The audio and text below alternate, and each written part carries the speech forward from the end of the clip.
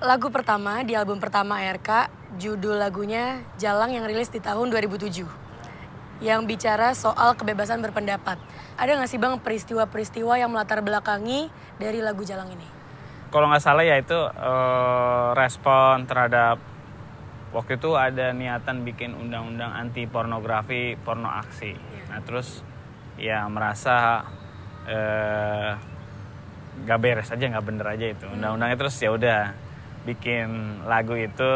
Pada saat yang sama gerakan menolaknya itu juga lumayan kenceng sehingga kalau nggak salah ini ya nggak jadi disahin itu karena banyak penolakan gitu. Karena gerakannya besar juga. Itu 2007 lagunya. 1 tahun setelahnya 2008 Undang-Undang ITE itu terbit. Sejak Undang-Undang ITE terbit, sekarang itu jadi alat untuk membungkam pendapat masyarakat kan. Contohnya kasus Dandi Laksono, terus Robertus Robert, sama sekarang yang lagi ditanganin sama LBH itu kasus Jumhur Hidayat yang mengkritik soal omnibus. Nah, pendapat Bang Holil tuh, menurut Bang Holil, kenapa sih negara segitunya agresif dalam membungkam pendapat masyarakat? Itu udah terjadi dari era Soeharto kali ya, nggak pengen orang pinter. Padahal kalau kita lihat negara yang pakai sistem demokrasi yang udah maju gitu ya, yang beneran substansial demokrasinya itu, orang-orangnya itu ya pemahamannya tinggi atas hukum, atas hak masyarakatnya, itu jadinya membuat bagaimana negara dikelola itu jadi lebih minim penyelewengan segala macam gitu ya. Nah, bagaimana rakyat bisa menuntut hak-haknya ya kalau dia nggak tahu gitu. Jadi rakyat kan mesti tahu dulu apa hak-haknya. Kalau untuk tahu itu mesti dibangun kali ya kritisismenya, pendidikan kritis rakyat juga harus ada kan. Artinya upaya untuk membuat rakyat makin cerdas, makin kritis yang akan menghambat elit atau politisi-politisi yang korup untuk bisa mengeruk keuntungan di negara ini jadi semakin minim kalau rakyat makin cerdas, dan mereka nggak mau itu kan. Akhirnya upaya itu dilakukan dimanapun, bahkan titipan undang-undang untuk pembungkaman ini, undang-undang ITE sebenarnya kan itu undang-undang transaksi elektronik gitu ya, lebih ke ekonomi, tapi diselipin itu dan dipakai terus sampai sekarang untuk membungkam kritik. Yang tadi ngomongin soal demokrasi juga, harusnya kan keterlibatan masyarakat tuh sangat besar kan involve-nya, apalagi dalam pembentukan undang-undang. Nah ini jadi menarik karena berkaitan Bang sama soal Omnibus Law yang baru ini disahin. Itu kan sangat minim pelibatan masyarakat, apalagi masyarakat yang terdampak langsung gitu, teman-teman buruh, terus teman-teman petani, nelayan, itu kan mereka pelibatannya sangat minim. Nah menurut Bang Holil, kenapa ya mereka tuh gak dilibatkan dalam proses pembentukan undang-undang ini? Mereka melibatkan pengusaha. Ya, betul. Melibatkan pengusaha karena mungkin pengusaha bisa memberikan feedback, kickback gitu ya, bisa saling mendapatkan keuntungan gitu. Karena saya nonton ada beberapa diskusi yang memang pengusaha terang-terangan ngomong, iya kita udah berdiskusi dengan Kementerian Perekonomian yang mendesain undang-undang Omnibus Law itu. Jadi udah terang-terangan dia ngomong bahwa dia berdiskusi pemerintah dengan pengusaha, dengan berbagai asosiasi pengusaha itu, tapi dengan stakeholder lainnya yaitu rakyat ataupun para petani ataupun siapapun ya yang punya kepentingan terhadap undang-undang itu, terutama yang posisinya lemah, itu yang nggak diajak omong. Memang pemerintah cukup percaya diri bahwa dukungan partai politik yang memang oligark gitu ya, lalu dukungan pengusaha itu kuat untuk membendung penolakan dari rakyat. Jadi memang mereka sudah punya pengamatan gitu. Jadi mereka terus gas Omnibus Law walaupun sebenarnya kita berhasil melakukan aksi yang besar gitu ya, teman-teman buruh, mahasiswa, pelajar gitu. Tapi ya pemerintah dengan arogansi yang paling maksimal nih di era sejak 98 gitu, ini emang paling maksimal arogansinya. Jadi memang tanda bahaya sih. Malah demokrasinya malah mundur kan, malah regresi. Iya, mundur. Banyak hal-hal yang pencapaian yang udah dihasilkan dari reformasi 98 itu mulai redup ya. Isu-isu misalnya anggota DPR, ketua DPR dulu ngomongin soal presiden 3 periode atau pertama mandataris MPR dulu, nggak lama dia jadi ketua MPR. Jadi itu kayak memang udah oper-operan kekuasaan di tangan elit aja ini. Iya, gitu. muternya di mereka-mereka terus aja. Iya betul. Makanya kalau menurut saya balik lagi, kalau rakyatnya seperti tadi Jehan bilang, kalau rakyatnya makin cerdas gitu ya, paling tidak bisa menghambat itu. Bagaimana mereka asal-asalan kali ini mulai terang-terangan gitu melakukan upaya menggerus demokrasi ini, mulai terang-terangan. Iya, malah udah nggak di belakang kita lagi tapi udah di depan kita. Iya, itu aja mereka percaya diri bahwa Allah bisa ditanggulangi ini protes dari masyarakat gitu. Terus Bang, ngomong-ngomong lagi balik soal kebebasan berpendapat, ada nih menarik di lagu Keracunan Omong Kosong yang menjadi bagian hijau dalam sinestesia. Di situ kan ada potongan lirik, banjir informasi, banyak kontradiksi, berhati-hati, awas jalan berduri. Apa itu pandangan Bang Holil tentang media sosial? Ya itu gue ngomong begitu ya. Lalu orang nangkepnya kayak gimana, itu kita mesti berdiskusi. Yang dimaksud sama gue itu apakah sama dengan yang dimaksud sama lo? Jadi kalau lo menangkapnya apa? Sekarang kan akses informasi jauh lebih mudah, kayak di Twitter semua orang bisa berpendapat. Semakin banyaknya informasi justru malah mudah digiring gitu ibaratnya. Dan kita tuh harus hati-hati. Sekarang justru kita malah mau berpendapat jadi takut-takut, hati-hati. Takut kalau misalnya ngomong A, nanti dijudge nih sama kelompok yang ini. Jadi banyak takutnya, jadi banyak hati-hatinya. Nah, apa sih kayak gitu Bang? Dulu kita nggak punya kebebasan kan. Sekarang kita punya kebebasan, tapi kok ternyata kebebasan ini membuat permasalahan lain gitu. Betul. Kita jadi sulit menyaring informasi yang valid.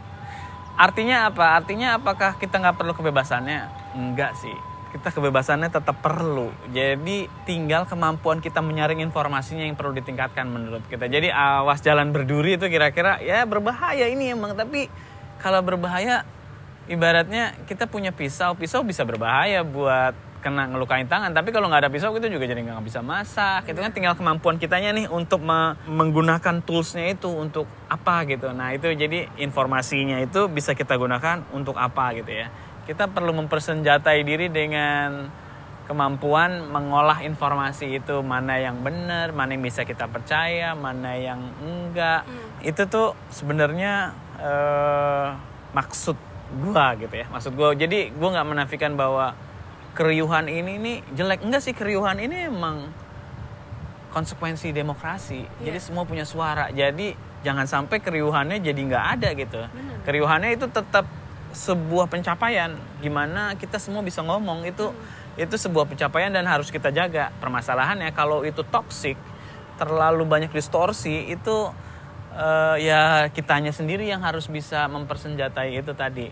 Nah, sekarang permasalahan berikutnya adalah kalau sampai kita takut ngomong, terjadi hal yang sebenarnya di luar dari lagu itu lagu itu kayaknya udah nggak mencakup itu, yaitu penggiringan opini, buzzer, segala macam itu kan sebenarnya, atau algoritma juga bagian dari itu. Jadi kita mungkin karena informasi yang sudah didesain oleh perusahaan-perusahaan teknologi, sehingga kita selalu mendapatkan apa yang kita mau, sehingga kita nggak pernah tahu dunia luar apa. Yang dimaksud dengan echo chamber itu ya akhirnya kita jadi segitu-segitu aja, terkotak-kotakan, betul. Akhirnya itu juga yang menjadi problem, bagaimana kehidupan kita lama-lama akan disetir oleh perusahaan teknologi yang mana mereka udah mendesain sosial medianya atau apps-appsnya itu dengan berbagai studi-studi perilaku yang mungkin bisa membuat kita kecanduan gitu, dibaca, dan kita nggak bisa lepas dari situ. Kita selalu punya keinginan untuk untuk selalu bermain sosial media dan menggunakan aplikasi yang dibangun oleh mereka, sehingga kita benar-benar terkungkung gitu dalam itu. Lanjut nih Bang, di tahun 2008 Efek Rumah Kaca merilis lagu Mosi Tidak Percaya. Di situ RK mengkritik sekaligus menyatakan sikap terhadap pemerintah. Potongan liriknya, kamu dipercaya susah, pantas kalau kami resah. Ini Mosi Tidak Percaya, kami tak mau lagi diperdaya. 13 tahun kemudian, Bang Holil sendiri masih percaya atau enggak Bang? Sekarang sih nggak percaya. Nggak percaya Bang? Sekarang sih nggak percaya lah ya. Ya ketahuan banget kayak lagi mabuk kekuasaan semuanya gitu. lagi mabuk kekuasaan semuanya. Terus bahkan ada problem virus COVID itu, penanganannya itu kelihatan banget kayak, aduh ini apa sih, ganggu pesta aja gitu. Jadi kayak lagi enak-enak mengeruk keuntungan hasil demokrasi gitu ya. Terus tiba-tiba ada COVID yang kayaknya dianggap remeh awalnya gitu.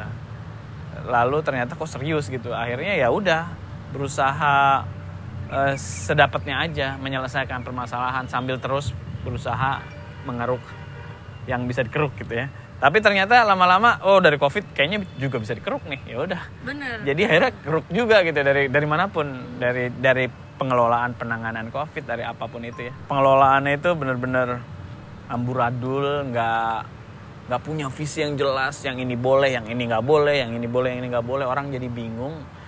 Jangan-jangan memang itu yang diinginkan ya, orang jadi bingung ya. Iya, kayaknya emang pengen orang bingung aja terus jadi nggak mau ikut campur, nggak mau pusing. Terus yang disalahin masyarakat kan, Bener. padahal masyarakat yang paling lemah dalam hal ini, nggak punya Nggak power, punya akses yang baik juga. Iya, nggak punya kekuasaan untuk bisa memutuskan sesuatu gitu. Betul. Tapi yang kena disalahin.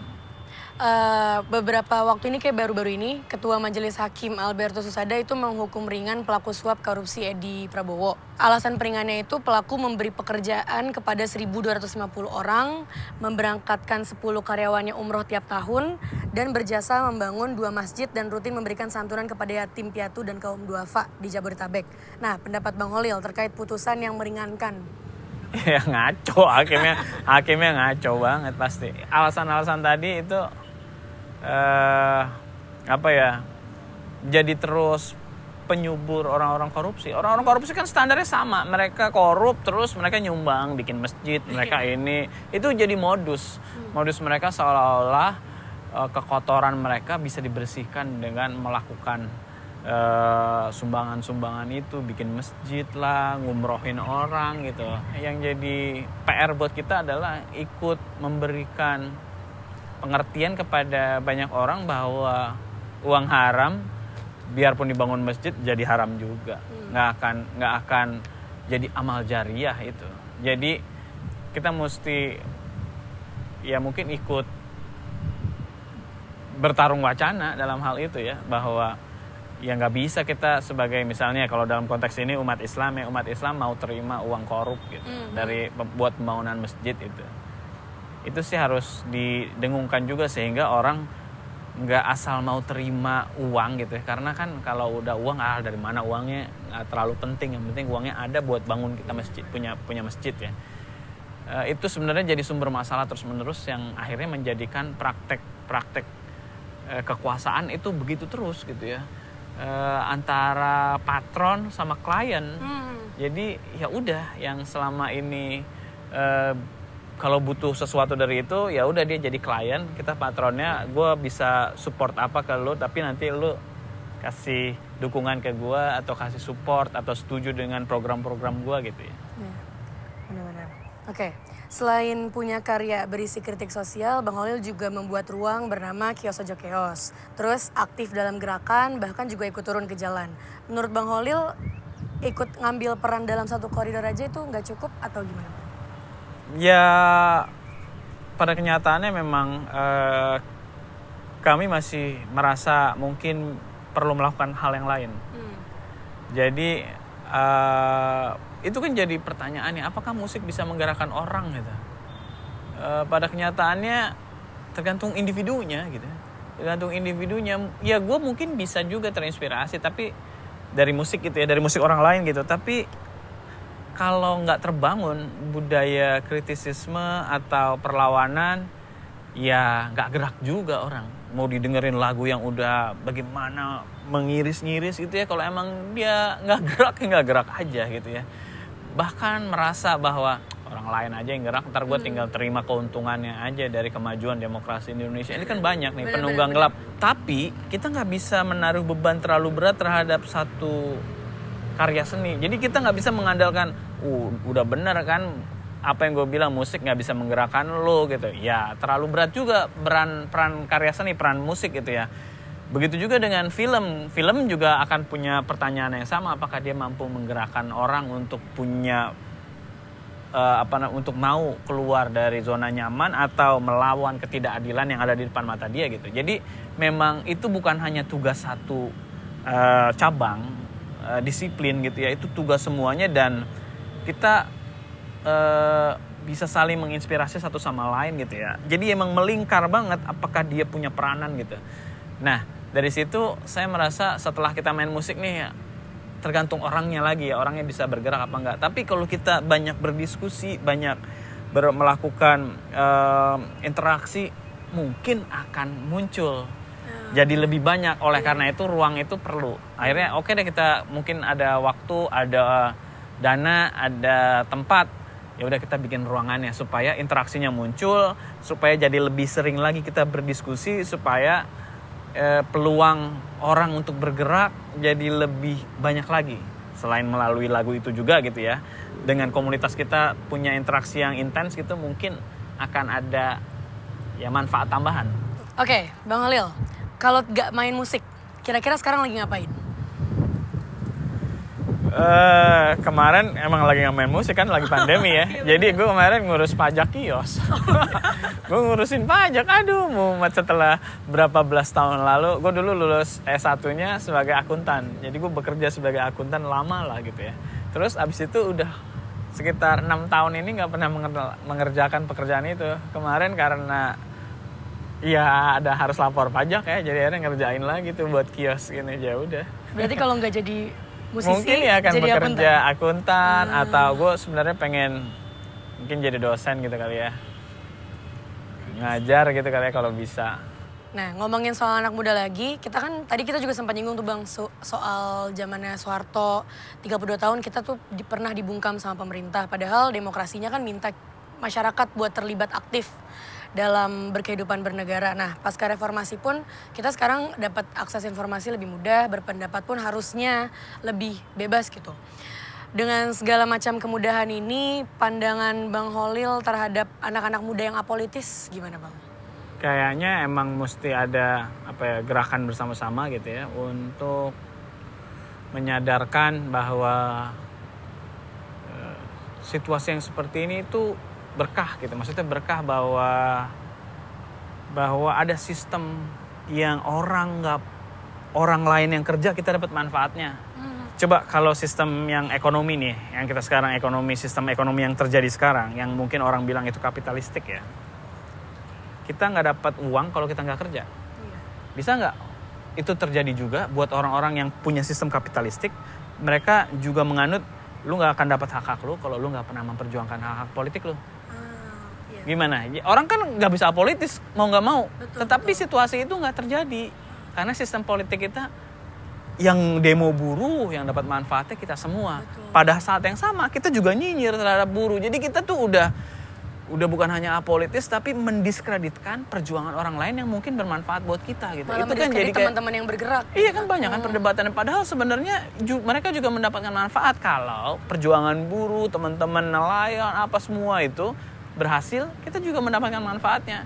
Itu tadi itu karena sistemnya begitu memungkinkan untuk itu. Apakah kita perlu rubah? Mungkin aja kita perlu rubah kali ya sistemnya sehingga orang sadar bahwa demokrasi itu nggak bisa berjalan kita menaruh mengharapkan orang lain bekerja untuk kita gitu. Padahal secara ekonomi kita nggak begitu sistemnya. Kalau kita orang lain kerja, tetangga kita kerja, kita di rumah terus kita nungguin tetangga kita ngasih duit ke kita kan kita tampolin, pasti kita digebukin. Enak aja lu yang gitu. Kerja gue yang dapat lo. Iya, tapi kalau di sistem politiknya nggak gitu ternyata. Orang lain yang kerja, yang ditampolin, yang diinjek-injek polisi segala macam, giliran berhasil kita juga terima manfaatnya. Itu kan jadinya timpang gitu. Jadi memang orang harus yakin dengan sistem yang ada. Kalau mereka nggak mengubah sistemnya, lu harus ikut terjun. Karena nggak bisa terus-menerus orang-orang lain itu digebukin. Kita bukan manusia nih kalau kita membiarkan orang lain digebukin. Kita mendapatkan manfaat dari orang lain yang dipukulin, masuk penjara, dipersekusi segala macam. Dan kita mendapatkan manfaatnya. Emang kayak kita ke manusia kayak gitu ya? Kita harus bertanya kepada diri kita. Itu jadi yang sebenarnya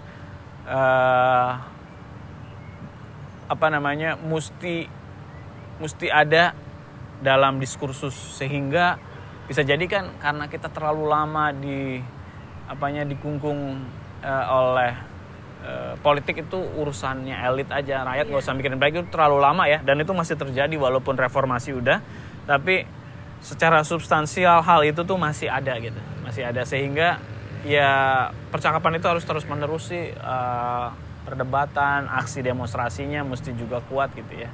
Dan yang berbahaya tadi, counter untuk itu ada pasti dari pemerintahnya sendiri dengan milisianya ya, yang kalau dulu ada di offline ada Pamswa Karsa segala macam tuh yang membentur-benturkan membuat konflik horizontal dengan masyarakat. Lalu kalau sekarang Pamswa Karsa digital ya buzzer ya, dia bentur-benturin orang, berusaha melakukan berbagai intimidasi terhadap orang yang kritis terhadap pemerintah. Benar. Iya menarik tuh, harusnya apa ya, logikanya tuh bisa dipakai kayak gitu. Kalau lo nggak memperjuangkan hak lo sendiri, siapa lagi? Padahal itu yang nikmatin kita bareng-bareng juga. Iya, jadi emang mendapatkan keuntungan kita dari sistem yang kayak gitu. Coba aja kita rubah yuk. Kalau lu emang kapitalistik, sistem politiknya juga kapitalistik. Kalau lu nggak pernah berjuang untuk hak-hak lu, memperjuangkan hak lu, ya nggak dapat. Lu terus dibungkam. Seneng nggak lu dibungkam? Baru deh lu ntar kalau lu ternyata merasa lu nggak merdeka, baru terasa, oh iya gue harus memperjuangkan ini nih. Seperti kita ke rumah keluar mau cari duit kerja, kan kita nggak punya duit, pusing pala gitu ya, pusing nggak bisa makan, lapar, pusing, stres gitu ya. Akhirnya gue mau kerja deh gitu. Gue tadinya pengen di rumah aja gitu, tapi gue harus kerja nih cari duit. Sekarang oke, udah punya duit tapi nggak punya kekuasaan, nggak punya akses politik, nggak punya apa-apa, mau nggak? Nggak mau juga, ya udah gue harus memperjuangkan hak. Kan enak kalau kayak gitu ya. Oke, Bang Holil gimana nih reaksinya kalau tiba-tiba ada yang nawarin Bang Holil jadi seorang politisi? Atau malah udah pernah ditawarin Bang? Enggak pernah. Nggak tahu gue jawaban kayak gitu. Merasa nggak bisa sih gitu. Tapi ya gue nggak bisa membaca masa depan gitu. Gue nggak bisa ngejawab apa-apa. Gue nggak tahu nih ya gitu. Apakah bisa atau enggak gitu untuk menjadi politisi atau enggak. Tapi pada kenyataannya kalau kita membiarkan negara ini dikelola sama orang nggak bener kan, kita tahu pasti jadinya kacau gitu. Jadi emang kita perlu mendorong orang yang bagus untuk maju menjadi politisi, dan dari situ mungkin akan jadi lebih mudah atau perdebatannya jadi lebih substansial, jadi lebih baik lah gitu negara ini ya, walaupun kritis tetap harus dilayangkan kepada orang yang baik pun gitu ya. Tapi orang baik yang mau jadi politisi ya harus didukung sebenarnya. Tapi sayangnya kan sedikit dan nggak kedengeran suaranya. Dan sedikit nggak kedengeran suaranya karena sistemnya toksik sih. Betul. Sistem politik, partai politiknya itu nggak bisa membangun kultur pendidikan yang bagus buat masyarakat, rakyat gitu ya. Kan harusnya itu tanggung jawab partai politik kali ya. Yang mereka yang punya massa gitu, massanya harus dididik untuk bisa kritis terhadap partainya sendiri gitu. Karena itu nafas dari demokrasi gitu. Kekuasaan yang tidak kekuasaan yang dipecah-pecah gitu ya. Jadi seimbang lah, check and balances segala macam. Bang Holil sendiri pernah kepikiran nggak buat bikin partai?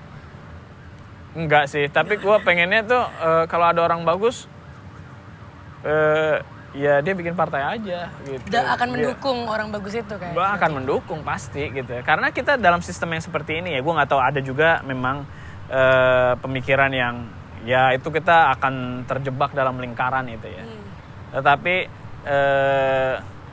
segala hal yang mungkin bisa mengubah layak diupayakan sih. Siapa tuh Bang kira-kira orang yang bagus? Yang bagus menurut gue Asvin. Asvin tuh bagus lah pasti. Kayaknya kalau gue lihat di jalanan itu fansnya banyak gitu ya.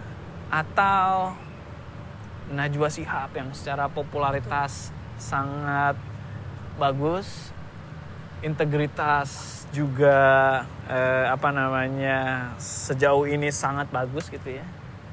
Kayaknya layak tuh didorong untuk memberikan posisi tawar ya, dan semoga kalau nanti berhasil yang nggak ikut-ikutan toksik gitu. Jadi bisa dijaga. Kita tetap harus bisa mengkritisi atau mengawal lah ya. Nah, ngomong-ngomong politik, seperti yang ditulis dalam lagu Ilmu Politik, ada potongan lirik, aku akan menjadi karang di lautan mereka. Menurut Bang Holil, gimana supaya menjadi karang yang kuat sehingga kapal politik yang keotis segera karam? Itu tadi, kalau peran partai politik itu ternyata nggak bisa kita andalkan untuk bisa mencerdaskan atau meningkatkan partisipasi politik, mau nggak mau perannya akhirnya ada di masyarakat itu sendiri yang membuat perubahan dari bawah gitu. Dan kerja-kerja kolektif kayak gitu emang melelahkan dan sudah dijalankan oleh banyak teman termasuk LBH gitu ya. Jadi kita harusnya ikut menyambut dan meluangkan waktu, meluangkan pikiran, meluangkan tenaga, meluangkan uang untuk ikut membantu kerja-kerja yang dilakukan oleh masyarakat ini atas sebenarnya dia mengerjakan pekerjaan yang harus dilakukan oleh negara dan partai politik untuk mencerdaskan, meningkatkan partisipasi politik masyarakat gitu. Karena itu nggak terjadi dan kita bisa tahu kenapa nggak terjadi ya, karena emang kalau masyarakat makin cerdas susah kong kali kong gitu. Jadi akhirnya ya udah deh, kita harus membantu mungkin gerakan-gerakan yang memang sudah ada di akar di masyarakat gitu. Bang, masih di album Sinestesia, terdapat lagu Jingga. Terus ada potongan liriknya yang hilang menjadi katalis di setiap Kamis. Ini kan kalau misalnya lihat dengar lagunya, lihat liriknya, itu sangat relevan sama aksi Kamisan juga yang secara konsisten dilakukan selama 14 tahun ini. Bang Oli sendiri ngelihat aksi Kamisan yang berlangsung sampai hari ini gimana, Bang? Aksi Kamisan inilah inspiratif lah, bisa menginspirasi banyak orang gitu. Memberikan kekuatan kepada orang-orang yang ternyata punya kekuatan itu. Maksudnya gimana ya?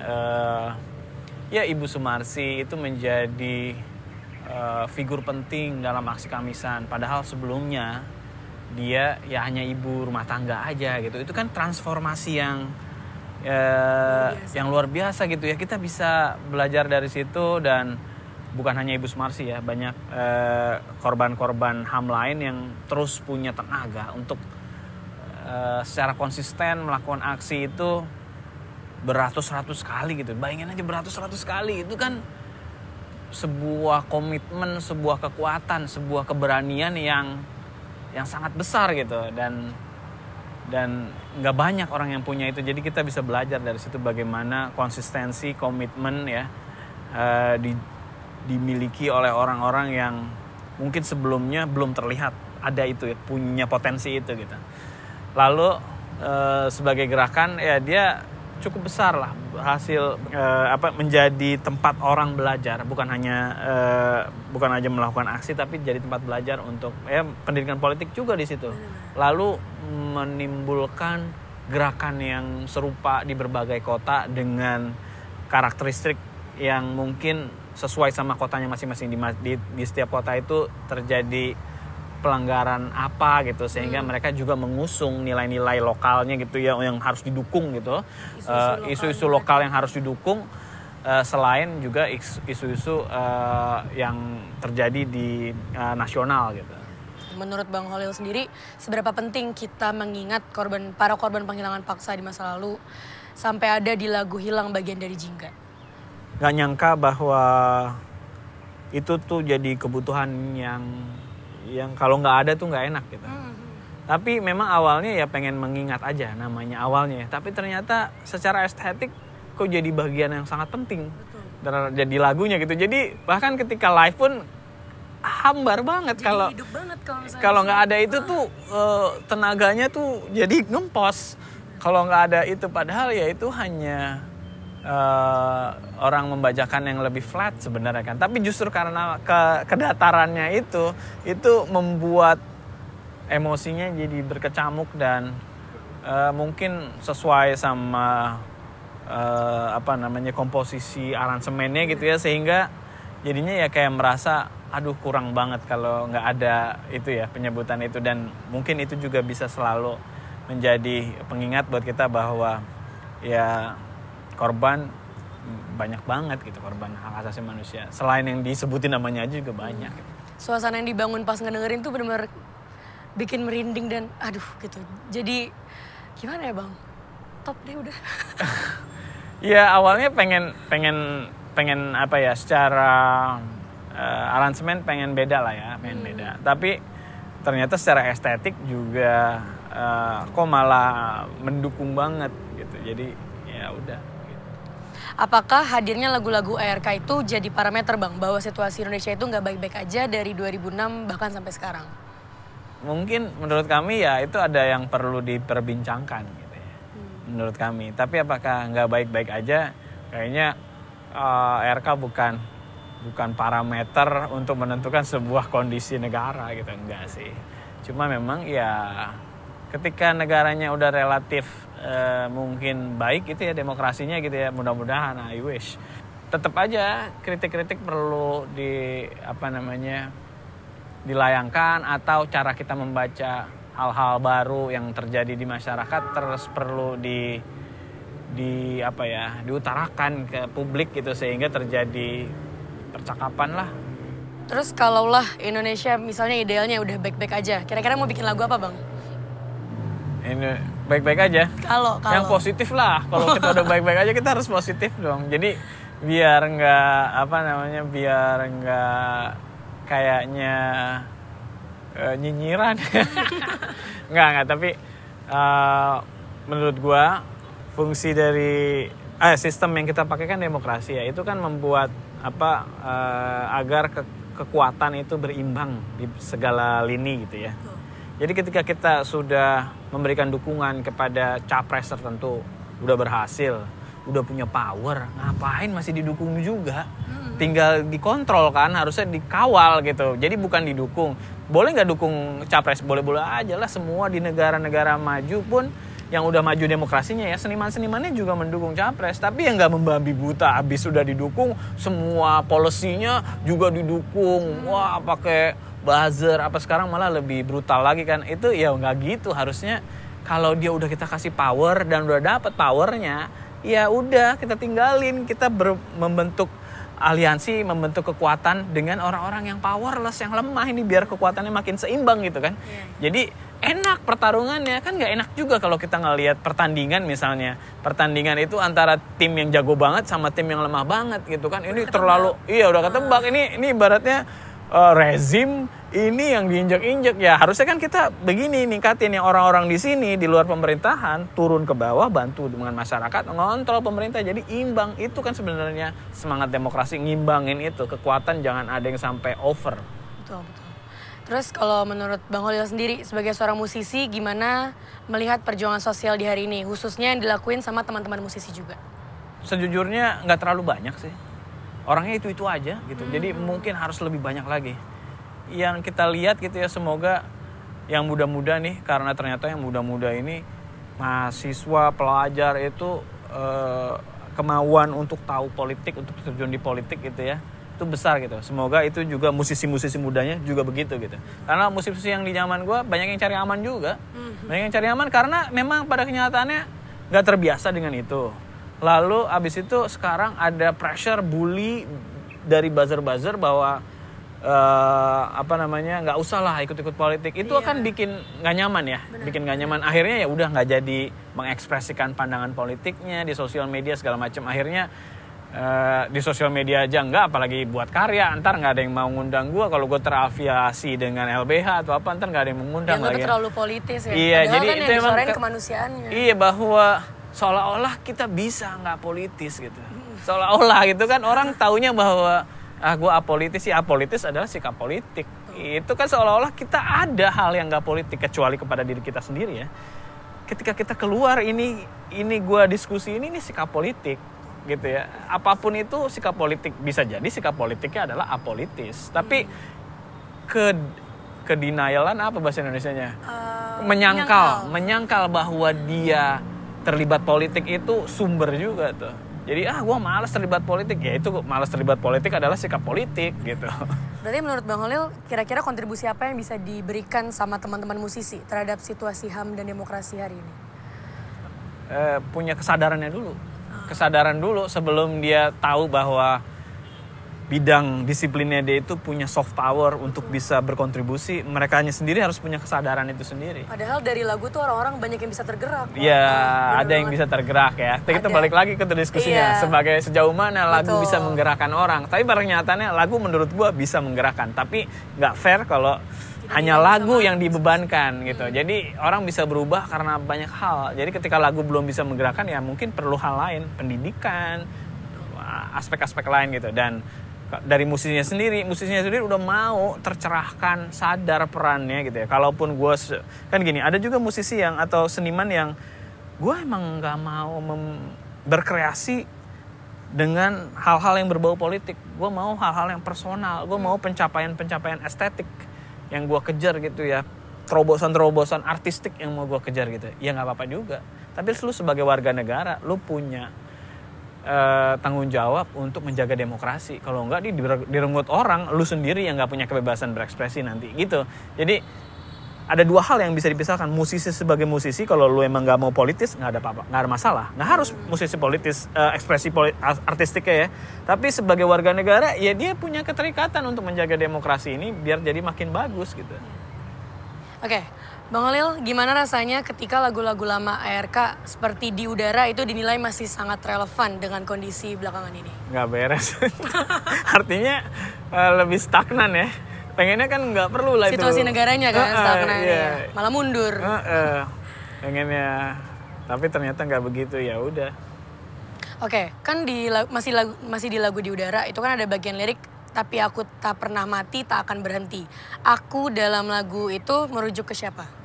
Menurut sebenarnya kita bisa melihat teladan itu dari Munir ya. Buat kita semua yang merasa Munir nggak bisa mati dan harus secara simbolis gitu ya. Semangatnya tuh harus tumbuh terus menerus gitu, dan akunya itu ya kita semua ini gitu ya.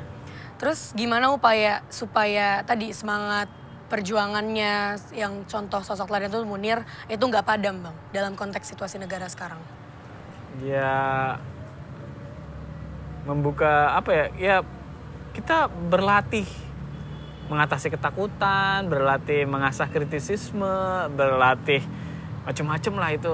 Jadi itu perubahan itu kan memang harus diupayakan oleh kita semua gitu ya. Nggak boleh satu individu doang yang diandalkan lah. Iya, kita bareng-bareng gitu. Bareng-bareng mau kalau terus kita tahu bahwa itu nggak benar, ya kita bergerak gitu. Jadi bukan hanya tahu ada sesuatu yang nggak beres tapi nggak ngapa-ngapain ya. Setelah kita belajar sekolah, udah makin pinter apa segala macam, tahu ada yang nggak beres ya jangan didiemin aja gitu. Hati nuraninya coba itu tolong bisa diketuk gitu oleh peristiwa-peristiwa yang memang nyata terjadi di masyarakat kita gitu. Oke. Pada lagu Rahim Ibu itu ada bagian liriknya, seandainya negeriku serupa rahim ibu, merawat kehidupan, menguatkan yang rapuh. Itu kalau misalnya kita baca potongan liriknya kan menunjukkan harapan lah ya di negeri ini. Tapi kan sayangnya tadi kita udah diskusi panjang lebar soal justru situasinya tuh terbalik. Kayak contohnya reformasi di korupsi 2019, terus penanganan COVID-nya tuh buruk. Terus disahinnya Omnibus Law, bahkan tindakan represif, sampai sekarang terjadi korupsi bantuan sosial yang dilakukan sama Juliari Batubara. Bang Holil sendiri ngelihat situasi negara yang jauh dari kata ideal dalam konteks pemenuhan HAM itu gimana, Bang?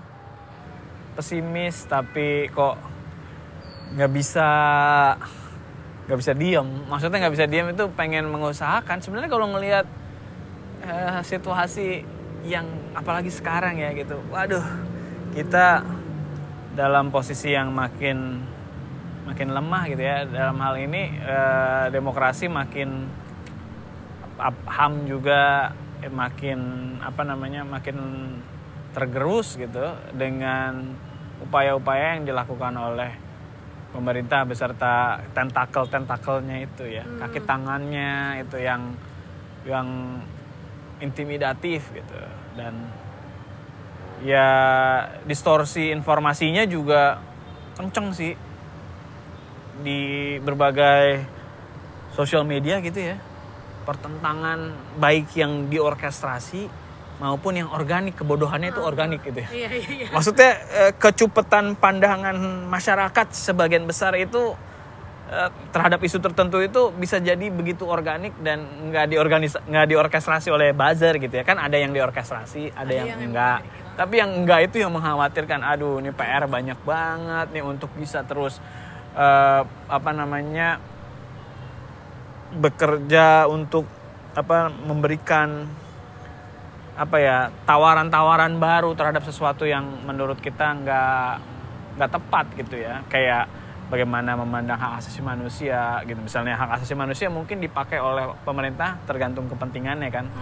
Kadang-kadang kalau lagi ngomongin tertentu ya peduli HAM, tapi kalau lagi punya kepentingan lain, apa itu HAM, terobos apa gitu kan. Itu kan dipakai, jadi emang masih banyak banget PR-nya. HAM-nya malah jadi situasional ya, bukan yang diutamain. Iya. Oke, nih Bang, di salah satu media ada pendapat Bang Holil, kalau tidak ada upaya untuk mengubah sesuatu yang buruk menjadi lebih baik, berarti kita sepakat akan keadaan lalu dianggap menjadi sebuah hal normal yang baru di masyarakat. Nah, kekhawatiran terbesar Bang Holil mengenai normal yang baru itu apa, Bang? Ya ternyata nilai-nilainya udah berbeda jauh sama yang kita harapin dulu gitu ya. Misalnya ada contoh kasus, ada satu daerah yang udah jelas-jelas calon kepala daerahnya ini koruptor. Ya kok masih terpilih juga, kan ada kan? Ada yang masih terpilih juga. Itu artinya apa? Nilai-nilai di kampung itu emang berbeda. Bahwa dia nggak punya nilai-nilai anti korupsi gitu. Itu kan nilai-nilai anti korupsi kayaknya udah embedded di semua orang harusnya ya gitu. Tapi kok ini bisa satu wilayah, satu daerah, orang yang udah jelas-jelas korupsi itu terpilih. Artinya kan bisa macam-macam. Artinya bisa masyarakat itu nggak sadar peran-peran politiknya, nggak punya pemahaman politik yang bagus, atau memang mereka emang begitu maunya patron sama klien gitu. Jadi ya selama lo memberi gue sesuatu, gue akan memilih lo itu. Jadi akhirnya membuat money politik terus terjadi gitu kan.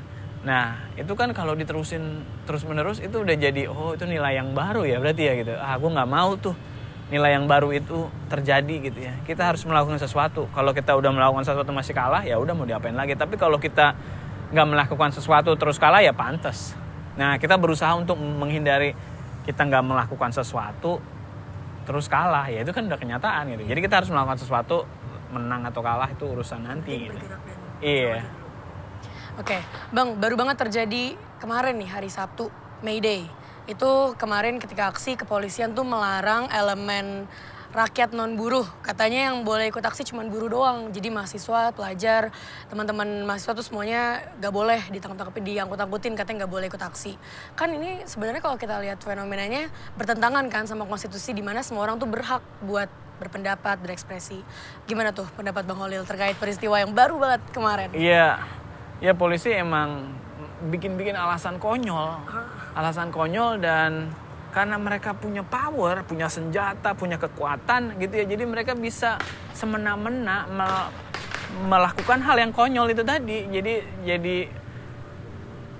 Jadi apa ya? Jadi lucu aja, sedih gitu bahwa ironi bahwa di satu sisi orang yang harusnya punya pemahaman yang kuat gitu ya terhadap bagaimana politik itu dijalankan ya.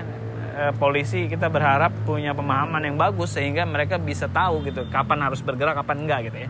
Itu ternyata enggak, dan menggunakan itu untuk membungkam upaya-upaya mengkritisi. Ini kan contoh bahwa demokrasi makin hancur lebur itu sekarang. Bahkan yang orasi juga juga ditahan kan. Benar. Ditahan gitu. Itu apa gitu? Itu baru lagi nih, fenomena baru lagi. Jadi makin lama makin ada aja hal-hal baru yang menggerus demokrasi ini, dan kayaknya justru udah tanda bahaya nih. Jadi semua orang yang memang merasa demokrasi layak dipertahanin, diperjuangin harus meluangkan waktu, tenaga, pikiran, uang, segalanya untuk memperjuangkan ini. Karena di negara-negara maju yang demokrasinya udah berjalan dengan baik, kebetulan gue pernah tinggal di Amerika gitu, di New York ya mereka melakukan itu. Mereka nyumbang uang terus-menerus untuk menjaga agar demokrasinya berjalan dengan baik, dengan cara gue sumbang kandidat yang gue percaya akan memperjuangkan hak-hak gue. Gue meluangkan waktu untuk rally, gue meluangkan waktu untuk bikin spanduk poster, gue meluangkan pikiran untuk terjun ke policy making gitu ya, dengan cara gue datang ke town hall ngomongin soal permasalahan yang ada di tempat lingkungan kita. Itu yang dimaksud dengan demokrasi yang substansial gitu. Jadi untuk mencapai itu ya harus mulai kita. Contoh. Kalau masyarakat yang mau terlibat, harusnya semua bisa gerak bareng-bareng kan. Paling tidak nggak akan separah ini demokrasinya. Takut mereka kalau masyarakat terus-menerus menuntut hak-hak warga gitu ya, yang pasti lama-lama akan ada dua. Akan jadi lebih benar pemerintahnya gitu ya, karena dikontrol kan oleh masyarakat tuh pemantauan, atau jadi lebih represif. Ada dua itu sih. Kalau represif makin parah sih, berarti mereka nggak mendengar sama betul, sekarang. Sekarang. Bukannya kita yang nggak bersuara, tapi emang mereka aja nggak mau ngedengerin. Itu bahaya banget. Oke, Bang Holil, dari obrolan hari ini kan cukup banyak yang udah kita diskusiin, dan jadi cukup kelihatan concern Bang Holil itu juga menjadi bagian-bagian dari kerja-kerja LBH Jakarta gitu. Berarti kan di sini ada kita berada di satu koridor yang sama, perjuangannya untuk kemanusiaan, perjuangannya untuk hak asasi manusia. Boleh, adakah harapan Bang Holil untuk LBH Jakarta? Ya, semoga LBH Jakarta terus semangat sih, karena menjadi panutan, menjadi tempat bernaung, tempat yang kita dambakan untuk terus memperjuangkan rakyat gitu, menjadi garda depan yang bersama-sama rakyat mencoba membuat kekuasaan itu nggak semena-mena dan otoriter. Nulis buku atau bikin kue? Nulis buku. Main gitar atau nyanyi? Nyanyi. Akbar atau Popi? Akbar. 3 periode atau 2 periode? 2. Kopi atau teh? Kopi. Pantai atau gunung? Pantai. Jalan 63 atau Palung Mariana? Palung Mariana. Oke. Merah atau kuning? Kuning. Untuk terus menjadi rumah bagi para pencari keadilan, LBH Jakarta tidak bisa berjalan sendiri. Dukungan publik melalui 10.000 untuk keadilan dapat membantu terlaksananya layanan bantuan hukum untuk masyarakat miskin, buta hukum, dan tertindas. RP 10.000-mu bisa membantu.